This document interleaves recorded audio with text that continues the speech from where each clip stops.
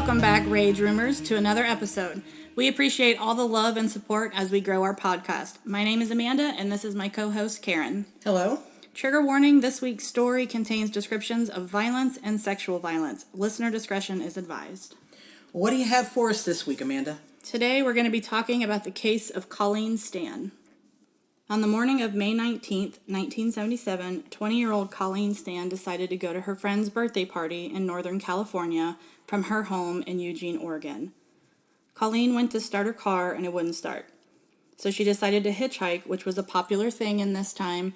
It was made popular in the 60s when hippies were traveling a lot and playing music, and it was still very common in the 1970s. Correct. Colleen had hitched rides with truckers all day, and then she was finally dropped off less than 100 miles away from her destination. A trucker had dropped her off on I-5, and then she walked up the exit ramp to Highway 36. Colleen begins hitching again to get a ride, and then a van approaches her with 5 men in it, and she decides not to take the ride and denies it because she didn't feel it would be safe for her at that point. So she had the instinct, we kind of have that instinct that it's not really the best thing to do. So. Exactly. Okay. So a couple cars roll by, and then a car pulls up, and she's not really nervous about it because she sees that there's a family in there. There's a man, a woman, and their baby.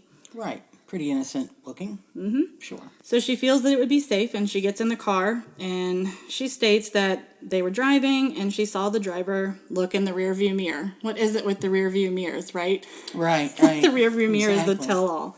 And she said when he looked at her in the rearview mirror, that's when things got creepy for her. So about 10 minutes goes by, and they pull off for gas, and Colleen gets out to go to the restroom. She talks about when she was in the bathroom, she doesn't know if it was the voice of God, or a voice of an angel, or just her instincts in general. Mm-hmm. But something told her to jump through the window, run, and never look back. And sometimes we often ignore those those gut feelings and those little voices that tell us, that something isn't quite right. Right. However, she doesn't, and eventually she returns to the car, and gets in. Okay.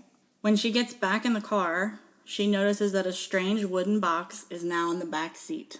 So where she was sitting, there was nothing before. Now that she's come out of the bathroom, there's a wooden box. Just a wooden box, not... A strange wooden box. Not like a typical wooden box that you would see, but not something you would see every day, strange box to her. Okay. So it wasn't there before, now it's sitting next to her, and she didn't know what it was, so she just kind of ignores it. Maybe they're stopping, or they've got, she doesn't know what it is. As they travel down the road for another 20 minutes or so, the couple turns to her and says, "Do you mind if we stop and look at the ice caves?" And she's thinking, well, yeah, I don't care. You picking me up, you're giving me a ride. Of course. She said, "That's fine, I don't mind." After all, they were willing to give her a lift, so, you don't want to be rude. Exactly. So the man turns down a road and pulls off to the side, and the woman and the baby get out of the car, and they go down to, the creek. Mm-hmm. And she sees them go down to the creek. And then when she turns back, she sees that he's gone. He's not in the driver's seat anymore. So then she's thinking to herself, where did he go? Right. And suddenly, he opens the back door and attacks her. So, there's this backseat struggle. He ends up putting a knife to her throat, trying to, get control of the situation, and puts the blindfold on her, and then this box goes over top of her head. Oh, wow. Yeah, so turns out that he is a carpenter, and he created this box with, a hole for the neck, and then almost like a clam, so it had hinges on it, mm-hmm. and it closed, around her head. And he insulated the inside with carpet so nobody could hear her yelling or screaming. Pretty elaborate way of gagging someone instead of... That's so odd. It's bizarre because most of the time, especially in movies, you see somebody putting a gag in somebody's mouth, trying to keep them quiet. Mm-hmm. This guy, puts a whole box on her head. A 20-pound box, just go on ahead of a human. What would you think if you're driving down the road, you pass a car, and with a woman in the back seat with a big wooden box on her head? Just totally weird. Yeah. So Colleen, at this point, her mind's starting to go crazy. He's not attacking her anymore. She's just sitting there, and she's thinking, are they going to kill me? Are they going to rape me? She really doesn't know what's happening at this point, rather than just absolute chaos and terror. Right. So then Colleen is taken back to Red Bluff, California, to a small home on Oak Street. The box is taken off of her head while they're in the car, and she's still got the blindfold on. And Colleen is walked into the house, down to the basement, where the man suspends her up by her wrist, strips her from her clothes, and suspends her at the ceiling, and then begins whipping her. Now, what was he actually whipping her with? A bullwhip. Oh my God. Yeah. Okay. So where was this man's, I guess, assuming it's his wife, when all this is going down? I mean, she's obviously in on it because she's in the car. The woman's got the box on her head. They go into the house with this baby. He takes her downstairs, begins to Whip her. whip her with a whip. So what is the woman doing during this time? So she's watching. No. Yeah, she's Okay. watching. I don't know where the baby is at this point 'cause it doesn't say. Right. But the woman is watching him go through this. This was a painful experience. I mean, I don't know if anybody's ever been hit with like an accident or a towel snap. I can't imagine a bullwhip. Right. After he's done whipping her, so then she looks over and the man goes over to the woman and they begin having sex. Right Okay. there. So let me get this right. He whips her. Mm-hmm. Now, she goes, I guess, unconscious from the pain or whatever. She doesn't go unconscious because she's seeing this happen. She's still conscious. She's still Okay. conscious. So, the blindfold is off, and this guy is now having sex with his wife after whipping her, but not sexually assaulting her. Right. Whoa. Yeah, so the blindfold's not off. It just kind of came down a little bit. At this point, she said that's when the woman came over and bit her on the side. Yeah. Oh, wow. And he comes back over to her and, like, rubs his hands up and down her body, and she's overwhelmed with adrenaline, for one, from the whipping, and she's terrorized at this point. She's full of terror, so she blacks out, goes unconscious. Okay. When she regains that consciousness, she's unhooked from the ceiling, and she's walked across the basement. So he did not sexually assault her at this point. So she's just been up on the ceiling hanging. He's whipped her. They've had sex. He came back. She goes unconscious. When she wakes up, he's unhooking her. So he walks her over to the corner of the basement, and he has another crate-like box in the corner. He sits her in it, and then places the 20-pound box that he put on her head in the beginning back on her head. So now she's in this crate. She can't lay down. She's sitting up with the 20 pounds on top of her head and neck, and he just leaves. Goes upstairs. Everybody leaves. Like, Box party's on her over. head and her whole body in another box. Yep. Okay. And Colleen is left alone. This was the very first night that he had Colleen. She describes herself as being totally panicked and terrorized by everything that's happened to her. Exactly. Rightfully so. So we're dealing with two perpetrators here in this story. The man is Cameron Hooker, and the female is his wife, Janice Hooker. Colleen states that the only reason that she knew Janice's name was because Cameron had yelled, "Hey Jan, go get me something," or "Hey Janice, go get this." Right. And so that's how she knew the wife's name, but her name's Janice, but she goes by Jan. Jan is a young woman with epilepsy. She has low self-esteem issues. She was brought up with really strict parents, has a history of abuse in the family. She wasn't allowed to date or go out at all. So basically, Jan is used to being controlled. Right. And we're going to talk about her history in just a minute. But Jan was very naive. She had no experience when Cameron entered her life, and she was very easily manipulated because she had suffered abuse growing up. Cameron, on the other hand, was kind of quiet and a geeky guy. He went over to Janice's house, to her parents, and actually convinced them to let her go on a date with him. She had not been allowed to date. She was not allowed to go out to do anything, and so this was a big deal for her. So on their first date, Cameron persuades Janice to let him tie her up to a tree, suspend her by her arms, strip her naked, and begins whipping her with a bullwhip and calling her a whore. Oh my God. Yeah. Talk about first dates. Yeah. To me, this is where it kind of just, I mean, even if you grew up in an abusive household, this isn't normal. Like, your brain knows this isn't normal. You've got to know yeah. Right. But they say that Janice believed that this was normal because she had no experiences and was easily manipulated. So Cameron was in fact a sexual sadist. Cameron Hooker was born in Alturas, California on 11/5 of 1953. His family moved a lot during his childhood, and they didn't settle into Red Bluff, California until 1969. He graduated high school in 1972 and began to work at a local lumber yard. He met Janice in 1973. And at the time of all of this and the abduction, Cameron is 24 years old. So they got married after they dated. They got married on January 18th, 1975. So going back to their first date, Cameron is now shaping her. He's shaping her sexual response. He's shaping her mindset to accepting this behavior. So I don't know if that's why he did it on the first date, or if he was just like, right out the gate, I'm not going to hide who I am. This is who I am, and you're going to love me and like it. And with this, the way that she responded, he now knows that she's easily manipulated. If she's going to let him do this to her on the first date, you can imagine Total control. Total control. So when they got married, it gets worse for Janice. He wants Janice as his sexual slave. And he says this, he says, I want you as my sexual slave. And the level of cruelty begins to grow over the years until Janice can no longer take it. It sounds like a 50 Shades on steroids. It's a 50 Shades on... Well, evil steroids. God, we're just getting into it. So Janice wanted a child, and Cameron wanted a sex slave. They're like, our marriage is at heads. We don't know what to do. She gets a baby, and he gets a sex slave. That's the agreement they come upon. Oh, God. Yeah. So Janice would become pregnant and have the child, and he would have a sex slave and be able to practice his bondage on his slave. And in all of this, he really had created a compliant victim. But the question remains, is that Janice, is she an actual victim or is she a perpetrator? Yeah, that's the big question there. It's like, so someone that has been abused in their childhood, they have their own childhood trauma, they're grown up to do what they're told and follow orders, stay in line. And then here comes, this man who kind of fashioned that same behavior. He was a manipulator. He was a controller. And she just kind of fell right in line just as she felt like she was supposed to. But when does it become apparent to her that something is extremely abnormal about this? Was she so, deprived Damaged? of love or so damaged that she thought that this was normal, that this was love? You give me a baby and you can do whatever you want.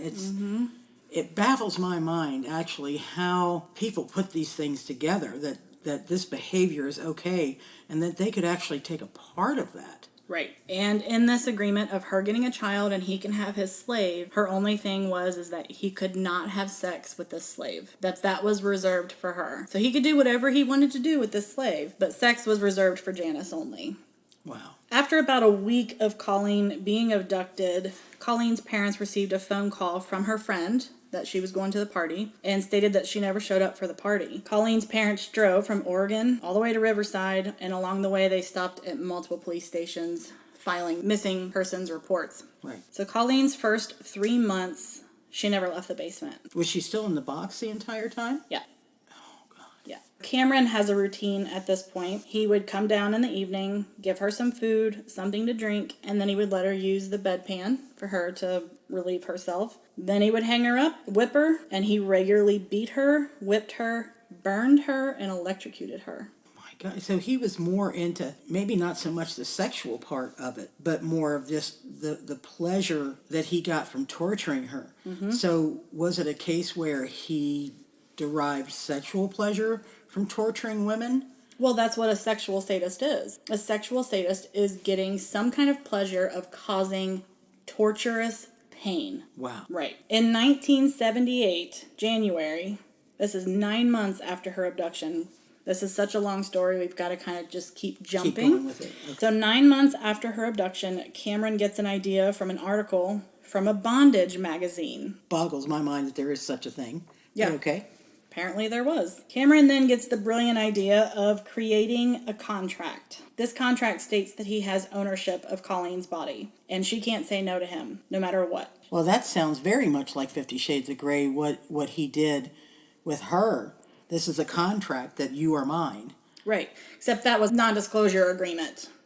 Yeah, so she signed an agreement of things that she was willing to do in the movie sexually, but there was not, I don't think, a part where she couldn't say no to him. That's why they created the safe word. This doesn't happen here. Right. And so she can't say no to him no matter what. And she's to address him as master or sir, to address Janice as ma'am. And he also places a collar around Colleen's neck. Wow. He then goes and tells her about an organization called The Company. And it's an underground network of slave traders. And if she's disobedient or tries to run away, she would be placed in line to be traded or killed. So mind control through fear. Exactly. And that's through a lot of these cases, that's what you'll see is instilling that fear so that I can have power over you and control you the way that I want to. He also told her that they are listening, and he says, go ahead, pick up the phone. They're listening. Go ahead, try to run away. They're watching. You might as well just go ahead and pick up a shotgun and put it in your mouth and pull the trigger. Wow. Yeah. He said, or they'll get you, because they're going to get you. Sure, go ahead and run. Go ahead. Yeah. He's like taunting her at this point. Giving her permission to go, and at the same time, You're basically making her stay. Yeah. Through Like fear. she's being hunted almost. He also told her that her family would be executed and that they were being watched as well. He also changed Colleen's name to Kay. I wonder why K. Well, it's not like K-A-Y, it's just the letter K, so I don't know if it was to give less significance or what, but I will only use Colleen as her name in this story because I don't want to give any validity whatsoever to that name, so that's the only time that we're going to mention it. Right. And that would be how she's addressed from now on. Colleen signs the contract. Wow. Janice goes along with all the lies because, well, after all, it's not her being whipped or beat. So now she's transferred all of this abuse to another woman. She doesn't have to deal with it anymore. She just gets the sex. Exactly. Without the torture. And the baby. Don't forget the baby. That's Right. the reward for this. Whenever Cameron yells, attention, she was to run over him. Colleen's to run over to him, immediately strip down. She'd have to throw her hands up above her head on the archway, and he would grab the whip and begin whipping her.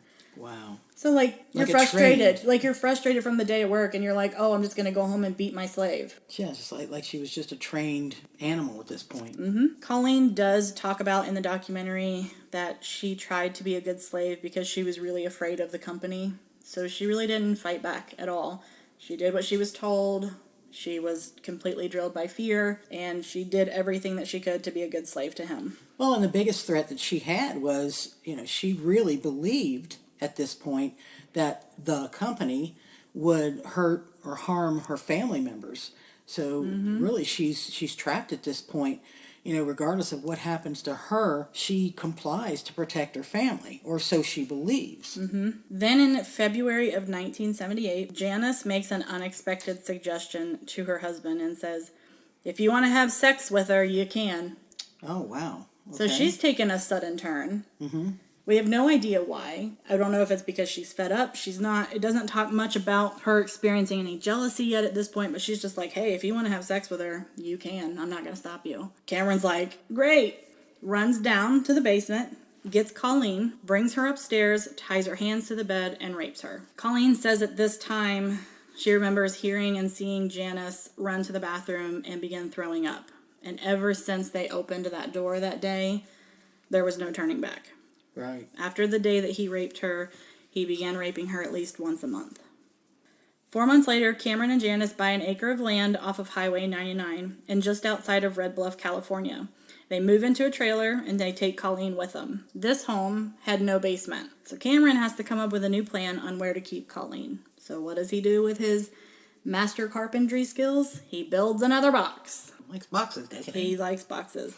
So this time, he puts the box under their waterbed. Okay, so just thinking of just the general size, of, say, the waterbed and the clearance from the floor to the bottom of the waterbed, the box itself, depending on how thick the wood is, there couldn't have been hardly any room for her. There's not. She can't move in this box at There's all. no room. No. It's like a coffin. Oh, my God. And not to mention, in the summer times, the heat temperature rose to over 100 degrees inside that box. That's a wonder she survived that alone. Mm-hmm. And she was only out like a couple hours a day, if that. And the only time that she was let out was when she was whipped, tortured, or raped. God. And this has been going on and on. I mean, from the time it takes them to do all of this stuff, get into, buy an acre of land and all that. I mean, a lot of time had gone by. Mm-hmm. Yep. So she's been enduring this for quite some time now. Yeah. It's a full year into her abduction at this point. All right. Or a little less than a year. I can't imagine going through this for a year. Cameron then goes on to make Colleen help him build a shed out back of their 1 acre from their home so that he could have a place of his own to torture her. Wow. And you're going to help me build it. Mm-hmm. Oh, my God. This guy. That's like digging your own grave. This guy. Oh, he's a new level of evil. Mm-hmm. This is where he would string her up, whip her, beat her, and then he also made a stretching table. Like medieval stretching table where they would dismember people by stretching them out so far. Oh my God, like racking someone. Yeah, exactly. She says that it was the most excruciating pain and that he messed her up really badly on the sting. Oh my God. Yeah. Cameron begins spending a lot of time with Colleen. More time with Colleen than with Janice. And Janice starts to take notice. She's jealous. But will Janice do anything? She begins acting different and would often start acting like Colleen wasn't there, would ignore her. So instead of handling the problem, she's just going to ignore Colleen altogether. 2 years into captivity. 2 years. We're 2 years now. Cameron takes off Colleen's collar, allows her to work in the garden outside and tend to some household duties, and he would allow her to go for a jog. So he's getting really comfortable at this point that he has completely taken control of this woman's mind.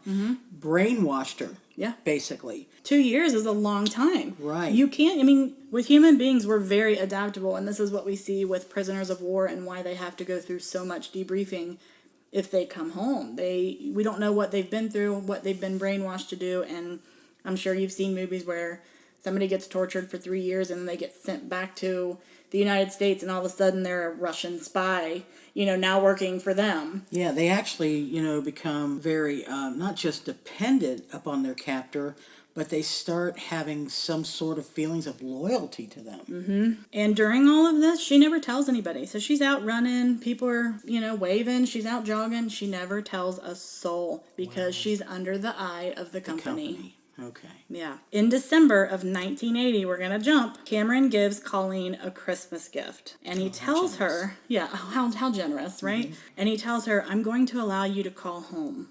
What? Yeah. So I think at this point, because she's been missing, I don't know if he just decided, let her touch base so that they at least know she's alive. I'm not sure. And he tells her, but if you screw it up and say anything like you aren't supposed to, I'm cutting the phone off and I will make you wish you hadn't said it. Okay. So more fear, right? Right. Colleen makes the call, and her parents describe Colleen as not really being herself and that she was very vague with them. Cameron finally tells Colleen, cut it off. The conversation was over.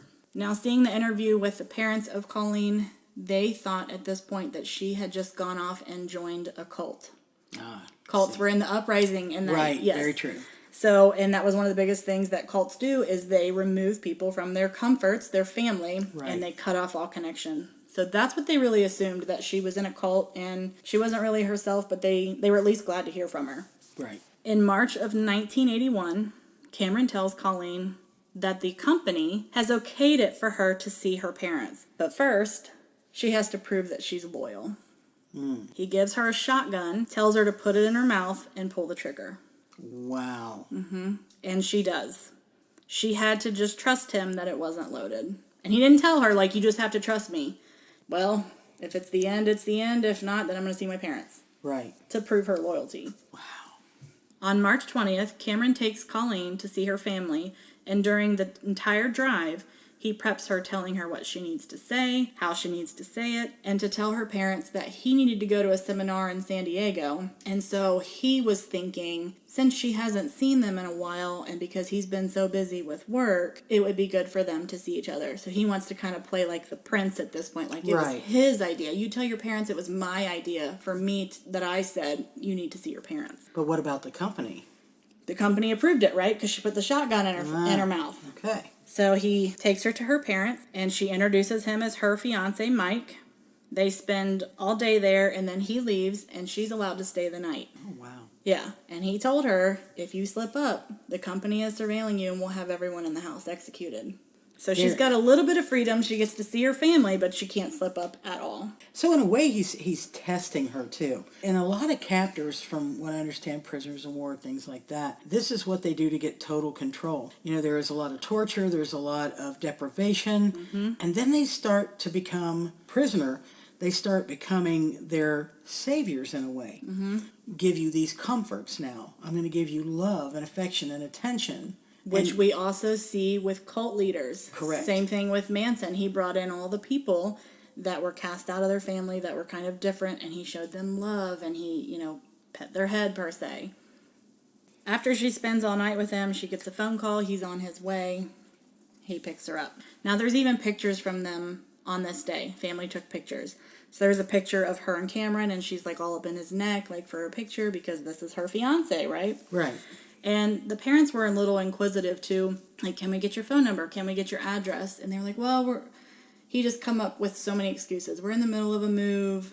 we'll forward it to you. As soon as we get settled in, we'll forward it. Colleen and Cameron return back to Red Bluff, back to the torture, back to the rape, and back to the box. The freedom that she once knew for the 1.5 days is now gone again. Talk about a mind, well, jeez. A little taste of this, the people that you love, and a little taste of your freedom, and back to your old normal. And then let me remind you that I still have total control over you and can torture you and do anything I want to do to you at any time I want. Right. That just blows. The mind game, right? Yeah. It's awful. Time continues to pass on, and in 1984, Colleen convinces Cameron to let her help contribute to the household. And she does. She gets a job at a local motel, not far from the home, and she's no longer has to sleep in the box under the waterbed anymore. He's now moved her up to a chain around her neck around a toilet. A So promotion. she can sleep in the bathroom. Wow. Cameron then begins having sex with both Janice and Colleen, and he would alternate nights. Wow. And this is when we see Janice's jealousy get a little fueled. And it really sets her over the edge when Cameron announces that he wants to build a dungeon and have multiple slaves. Not just the one that he's already had for how many years at this point. Now he wants a bunch of them. Gosh, this guy is a real psychopath. This pushes Janice over the edge, and something changes inside of her. Her relationship with Colleen begins to shift as she now sees Colleen as a human being and someone who is having terrible things done to her. They begin having somewhat of a friendship. On August 9th, 1984, Janice goes to her local pastor and confesses everything to him. Wow. The pastor tells her, this is wrong. You need to get red flag. Get out and Yes. And yeah. Tells her, get out. We're not laughing because we're very sarcastic people. We're not laughing at the situation. We're just unbelievable. I can't imagine the pastor hearing this story and not just being in total shock. Right. So he's like, red flag, get out, go to the police. And Janice drives to the motel where Colleen works and goes up to her and she says, I have something to tell you. And she's like, what? And she's like, everything's a lie. The company does not exist. Oh, wow.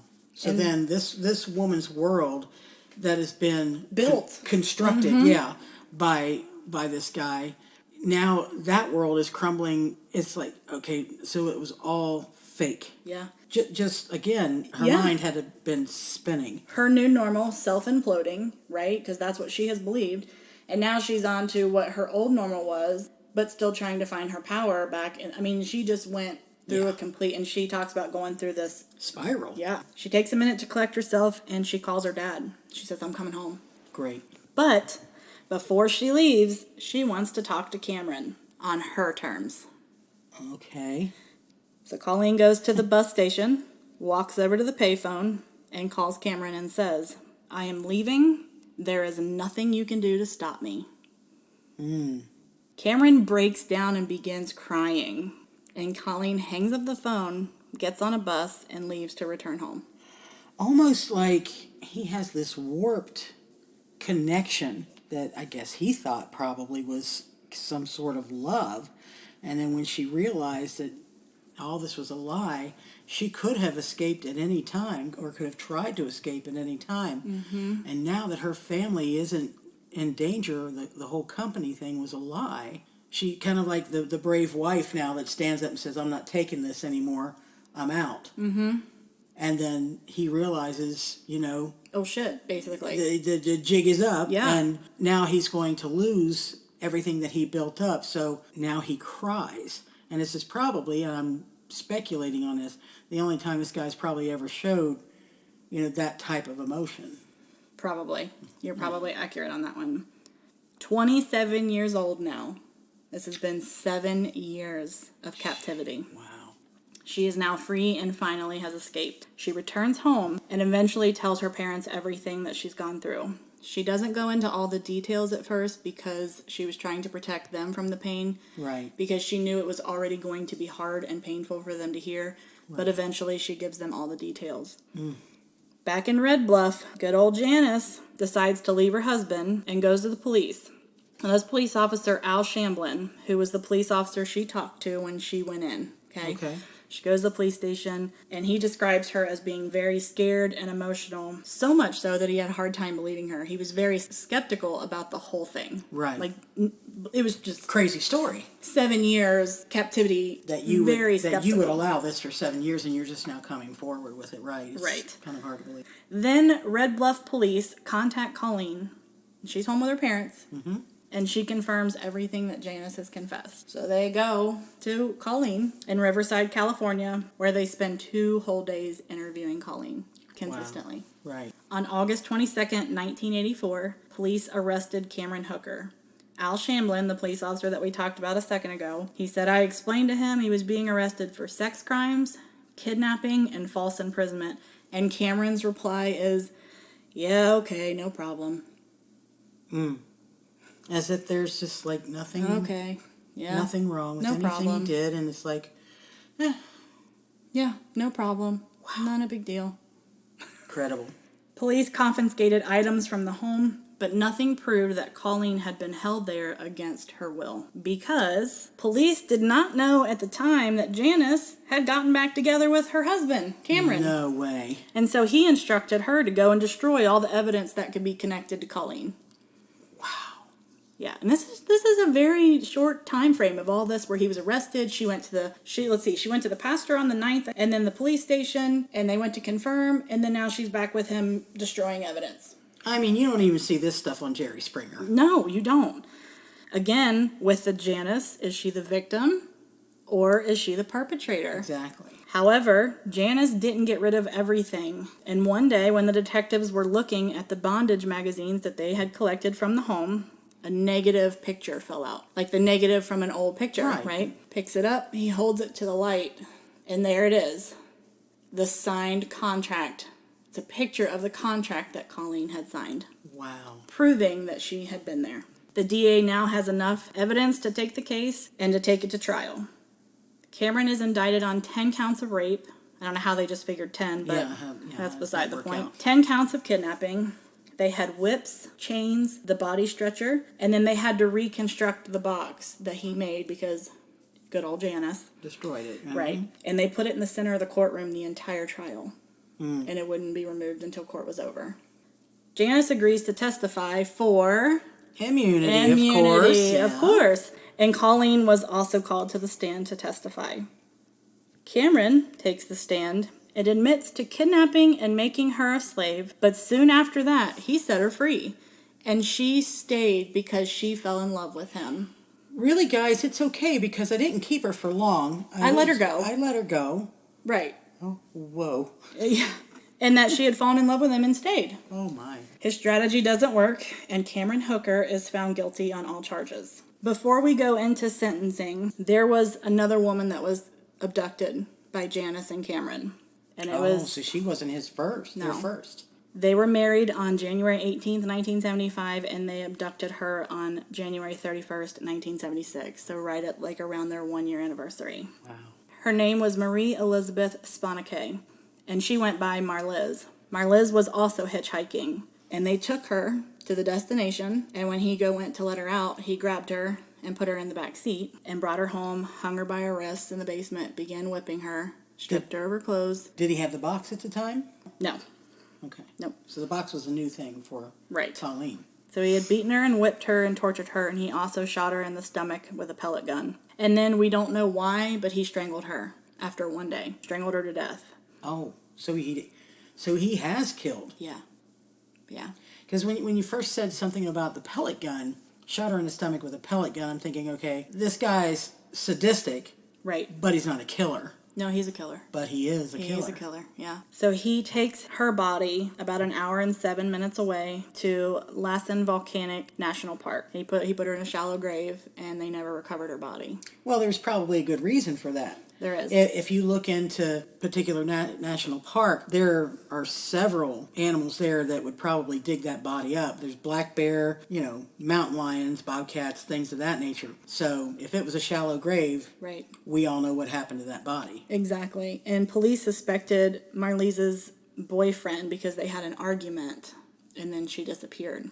So they never recovered her body. Colleen says that there was a picture of Marley's that she knew about her because there was a picture between their nightstand and their waterbed. So every time she come out from under the waterbed or went in, she saw Marley's. Like, they had her picture there. Wow. Mm-hmm. So I wonder why he would kill Marley's, but not Colleen. I don't know if maybe Marley's was more feisty. Maybe she was more Maybe mouthy. she tried to fight him, yeah. I don't know. And we don't have any reasons because they haven't talked about it. Just don't have that information. Mm-hmm. And because they didn't find her body, they could never prosecute. Right. Colleen says that she thinks about Marley's every day and is constantly on her mind about, why, the difference, and what happened. Those are questions that she has as well. Colleen has gone on to change her name. She went into extensive therapy, and she now helps other people that have survived trauma and is, living a better life. She does have some serious damage to her neck and her back from being in the box beatings. And being confined. And a lot of people have asked her in interviews, like, how did you stay in a box that tight and never? And she said, I went to my happy place. She said, I went on holidays, I went on picnics, and I went with my family. In my mind, I went to happy places. And it's just like the case that we talked about last week, and the human mind and what it is capable of finds a way to survive. It finds a way to adapt and adjust and make it through some of the most horrendous things that can happen. It's like the mind protects you. It will either shut down completely or will find a way to get you through it. So is the mind shutting down the same way in protecting it? Because technically she would still have to shut down to her emotions of her family and wanting to escape. Exactly. But also in the same sense of protecting her. Right. Back to Cameron Hooker and his sentencing. He was sentenced to 104 years in prison. And the judge said that Cameron Hooker is the most dangerous psychopath he has ever come up against and appears to be the opposite of what he is. Because remember, he's described as being quiet and geeky. Right. And the judge said that's what makes you dangerous. And he's a danger to women as long as he lives. Now, here's where things take a turn that will probably rile some people up. So he's held this woman, he's raped her, he's tortured her for 7 years. Cameron was given a parole hearing in 2015. The state of California has a parole program for elderly inmates and allows prisoners over the age of 60 to request parole after they have served 25 years. And he is set to be released in 2022. You've got to be kidding me. No. He's going to be out this year. And just because he's older doesn't make him any less of a monster. Exactly. He's 67 right now? 67, 68? You're still very capable at 67 and 68 of hurting people. And what means will he use? What's the proof that he's been rehabilitated? Right. And honestly, my personal belief is a psychopath can't be rehabilitated. No, it's in them. It's in them. So yes, he will be released in 2022. And that's a definite thing. That's definite. Yeah, so he's in a state prison in California currently. Wow. Yeah, and he's going to be released this year. And Colleen says that she's done everything that she can. She's changed her name. She's living her life, and she refuses to live in fear with him getting out. Right. She's a pretty incredible human being and very courageous. And if things aren't worse as they are, that he's getting released in 2022, Cameron states, I want to thank the judge. I have a gym, a library, and the time to enjoy them. It's better than living with those two women. Oh my God, how infuriating. Yeah. But isn't that the way it is? I mean, across the board. I mean, isn't that the way that it is? I mean, you go to prison, you get 3 square meals a day, television, a gym, anything and everything, all the comforts that you could want. Families are out there suffering and going through the loss of their loved ones and just the absolute horror of what their loved ones have gone through. It's amazing that we as a society actually allow this. That we allow this to happen. Because he's elderly. Not because he's changed. Because he's elderly. That's what it's a program for the elderly. And that he served 25 years, and so now he just gets to be out because he's older. It's kind of like retirement. Once I get, once I can do whatever I want, but once I get a certain age, hey, I'm good. Yeah. That's so weird. Yeah. That is so weird. And infuriating. It is infuriating. It is. Because it's like, it feels like there's a time stamped on our justice system. Like you can be a monster for years and years and years kill somebody, but you can't prove it. But they know, I mean, they know he did it. They just can't find a body. Right. And they're going to release him because he's 68 years old. Well, and it's not just an age thing either, because, as you know, I had an uncle that was murdered. He was shot point blank in the chest with a shotgun, and it was two younger boys that did it. I believe it was an 18 or 19-year-old, and really for no good apparent reason. I mean, my uncle was very good with them and took them hunting and stuff. They shot him in the chest, stole his truck, and dumped him off of a bridge. And they got maybe 4 years and was out in 2. Right. So it doesn't even matter if you're young. Yeah. Somehow we're failing the victims out here by letting these people back out on the street, whether they serve 2 years, 10 years, or, hey, they turned 60, so, they get out. Somebody like this with this statement and this much arrogance shows me no remorse, no rehabilitation, because he's literally saying, I just want to thank the judge because it's better than living with those 2 women. Wow. The arrogance. That's just crazy. Rage Rumors, at some point in time, we are going to have the ability to have callers. And, what do you think about this? What do you think about the fact that, you can get parole for murdering and raping and torturing someone? You can go spend a few years in prison with, all the comforts of home and then be let out. As if it never happened. Where is the justice for the families? Exactly. And yes, we do want to get to that point where we can take on callers, talk about cases. Also, you can comment down below. Give us suggestions to cases. I love doing my digging. I love being a little private investigator. Send me some cases. I will look into them and we will talk about them, do an episode on them. We love to interact with you guys. We want to thank you so much for coming back out to the Rage Room. We will have another case for you next Saturday as we upload every Saturday. We look forward to going over the next case with you. Please follow us on YouTube, Instagram, and TikTok, all under the Rage Room. There you will see premieres, you'll see release dates, and information about our next case. Until then, we'll see you next week. Bye, guys.